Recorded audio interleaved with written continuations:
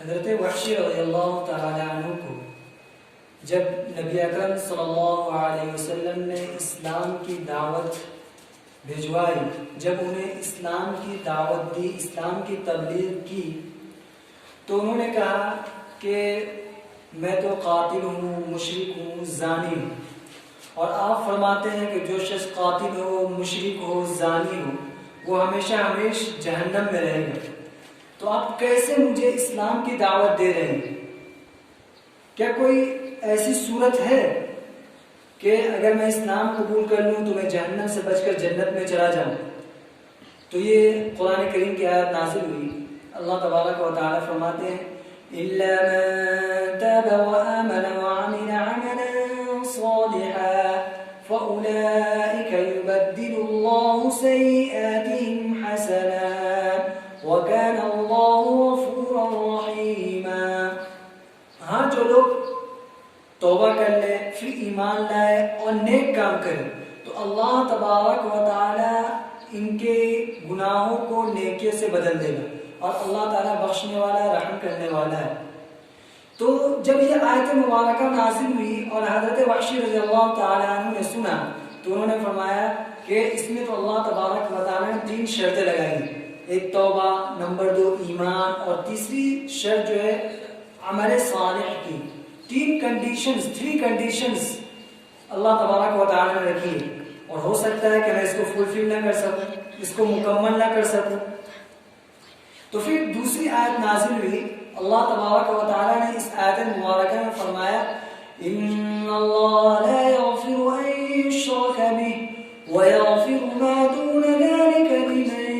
یشاء، کہ اللہ تبارک و تعالیٰ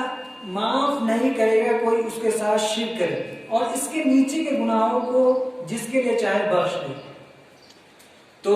حضرت وحشی رضی اللہ تعالیٰ نے فرمایا کہ اللہ تبارک و تعالیٰ تو اس آیت مبارکہ میں معافی کو اپنی مشیت پر موقوف کر رہے ہیں، یعنی اللہ تبارک و تعالیٰ اگر چاہیں گے تو معاف کریں گے، اور اگر نہیں چاہیں گے تو نہیں معاف کریں گے، یعنی اللہ تبارک و تعالیٰ اپنی وش پر، اپنی وانٹنگ، یعنی اپنی if اللہ تبارک و تعالیٰ wants they will forgive us otherwise not۔ تو یہ اللہ تبارک و تعالیٰ تو اپنی وش پر ہماری مغفرت کو رکھ رہے ہیں، ہو سکتا ہے اللہ تعالیٰ معاف نہ کرے یا معاف کر دے، دونوں اس میں پہلو ہیں۔ تب تیسری آیت مبارکہ نازل ہوئی، اللہ تبارک و تعالیٰ نے اس آیت مبارکہ میں فرمایا قُلْ يَا عِبَادِيَ الَّذِينَ أَسْرَفُوا عَلَىٰ أَنفُسِهِمْ لَا تَقْنَطُوا مِن رَّحْمَةِ اللَّهِ إِنَّ اللَّهَ يَغْفِرُ الذُّنُوبَ جَمِيعًا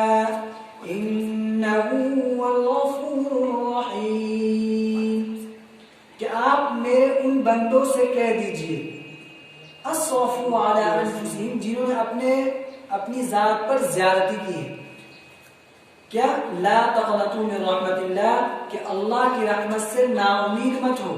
ان اللہ یغفر الذنوب جميعا، کہ اللہ تعالیٰ تمام گناہوں کو بخش دے گا، انہ هو الغفور الرحیم، یقیناً وہ بخشنے والا، رحم کرنے والا ہے۔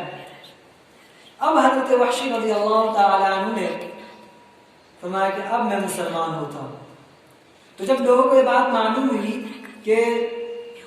یہ آیت نازل ہوئی ہے، تو جب لوگوں کو ان آیتوں کے متعلق نازل ہوا تو انہوں نے کہا کہ یا رسول اللہ ہم نے بھی یہ گناہ کیے، تو کیا یہ آیت مبارکہ ہم سب کے لیے نازل ہوئی ہے؟ تو آپ صلی اللہ علیہ وسلم نے فرمایا ہاں، تب تمام لوگوں کے لیے آیت مبارکہ نازل ہوئی ہے کہ جو لوگ گناہ میں پھنسے ہوئے ہیں، اگر وہ لوگ اللہ کی رحمت سے کبھی نا امید نہ ہو، کبھی مایوس نہ ہو، انہیں کبھی بھی اللہ تبارک و تعالیٰ کی رحمت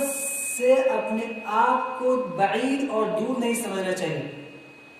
تو یہ حضرت وحشی رضی اللہ تعالیٰ عنہ نے، جو کہ حضرت وحشی رضی اللہ تعالیٰ عنہ بہت بڑے قاتل، یعنی حضرت حمزہ رضی اللہ تعالیٰ عنہ کے قاتل ہیں، تو اللہ تبارک و تعالیٰ نے ان کو بھی معاف کر دیا ایمان لانے کی وجہ سے۔ تو اللہ تبارک و تعالیٰ ہم تمام کو اللہ تبارک و تعالیٰ کی رحمت سے مکمل امید رکھنا چاہیے، اللہ تعالیٰ کی رحمت کے اوپر۔